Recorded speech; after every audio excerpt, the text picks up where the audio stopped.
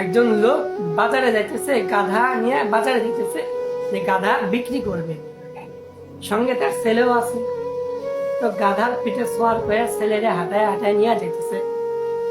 সামনে অতিক্রম করার পরে কিছু সংখ্যক লোকের সাথে দেখা হয়েছে, একদল লোকের সাথে দেখা হয়েছে যারা যুক্তি দেওয়া বলতেছে, দেখো কত পাষাণ বাপ, যে কি বাপ হয়া গাধার পিঠে সোয়ার করে যাইতেছে আর সন্তানদের কি হাঁটায় হাঁটায় নিয়ে যাইতেছে। বাপ ভাবতেছে যে না, কথার মধ্যে তো যুক্তি আছে। তো যুক্তির ভেলকি বইরা কি করছে, সন্তানদের গাধার পিঠে চড়াইয়া বাপ নিজে হাইটে হাইটে যাইতেছে। তো সামনে কিছু দূর যাওয়ার পরে দ্বিতীয় আরেক দলের সাথে দেখা হয়েছে। দ্বিতীয় দলের সাথে দেখা হওয়ার পরে দ্বিতীয় দল কি বলতেছেন, দেখো কেমন বেয়াদবের বেয়াদব, যে বাপ হাইটে যায় আর সন্তান গাধার পিঠে সোয়ার করে নিয়ে যাইতেছে। বাপেও কেমন বেয়াদবি শিক্ষা দিতেছে, যে সন্তান হইয়া গাধার পিঠে যায় আর বাপ হইয়া মুরব্বী মানুষ হাইটে হাইটে যাইতেছে। লোকটি ভাবলো না, কথার মধ্যে যুক্তি আছে। লোকটি কি করলেন, নিজের সহ বাচ্চাকে সহ গাধার পিঠে সোয়ার করে সামনে অগ্রসর হইলেন। কিছু দূর যাওয়ার পরে তৃতীয় আরেকটি দলের সাথে দেখা হয়েছে। তৃতীয় দলের লোকটি বলতেছেন, দেখো কত নির্দয় মানুষ, মানুষ এত নির্দয় হয় কেমনে, যে একজন নাবালা, একজন ছোট গাধা, একটি ছোট গাধা কথা বলতে পারে না, এই গাধার প্রতি কতটা জুলুম করতেছে, কতটা নির্দয়, যে গাধার পিঠে দুইজন মানুষ সর করে যাইতেছে। লোকটি বলতেছে না, কথার মধ্যে তো যুক্তি আছে।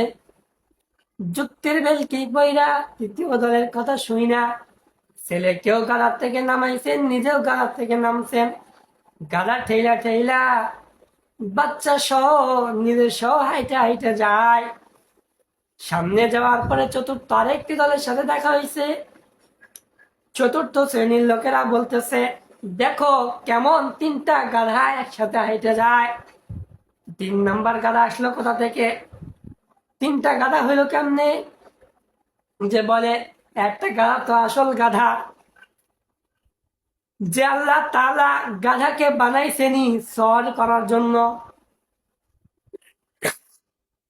গাধার পিঠে সওয়ার করে যাওয়ার জন্যই গাধাকে আল্লাহ সৃষ্টি করছেন।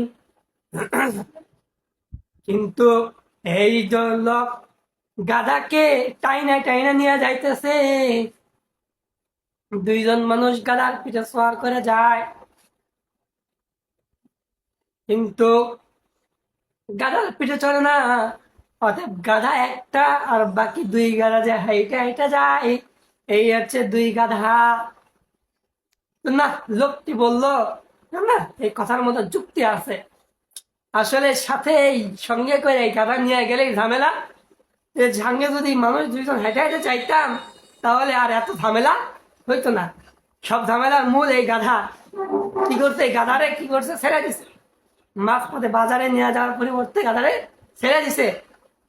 গাধা তো খুশিতে বুকুম নাচতে নাচতে জঙ্গলে চলে গেছে। এখন বাড়িতে ফিরে আসছে। বাড়িতে ফিরে যাওয়ার পর ঘর হলি যখন আশায় আশায় আশায় আশায় আছে, আশায় স্বপ্ন বান্ধা রাখছে 10-20 হাজার টাকার উপরে গাধা খরিদ কইরা ঘরে বাজার সদাই আনবে, স্বপ্ন দেখা ফেলছে।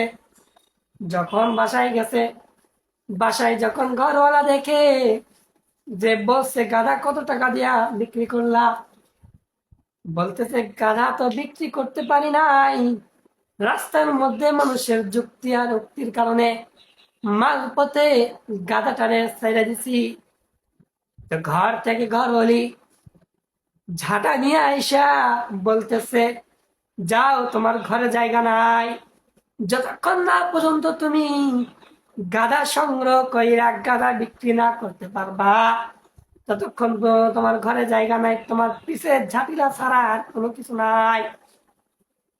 দেখেন, এটা তো সাধারণ একটা ছোট একটা গল্প, এরা ছোট একটা গল্প বললাম, কিন্তু আসলেই যারা কোরআন হাদিস ছাড়া, কোরআন হাদিসের দলিল ছাড়া, কোন প্রমাণ ছাড়া, মানুষের কথায়, মানুষের যুক্তি আর উক্তির কারণে যে উপকর্ম করে বেড়ায়, যে আল্লাহ পাক ও কাল কিয়ামতের ময়দানে মাহশরে এরকম ঝাঁটা পিটা কইরা তাদেরকে পাকড়াও করবেন, বড়ভাবে পাকড়াও করবেন। হ্যাঁ, যুক্তি আর উক্তি দ্বারা মানুষের জীবন চলে না, সবকিছুই যুক্তির উপর চলে না, সবকিছুই যুক্তি দিয়া বললেই সবকিছু সমাধান হয় না।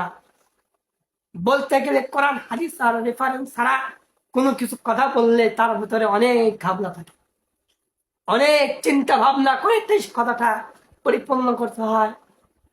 আসল যে কথাটা কোরআন, সুন্নাহ এবং হাদিসের মধ্যে দিয়ে বদ্ধ আছে, সেই সমস্ত কথাকে আমরা প্রাধান্য দেই, মানুষের যুক্তি আর উক্তি দ্বারা কথাকে উঠা বসা করা আমরা বন্ধ করি।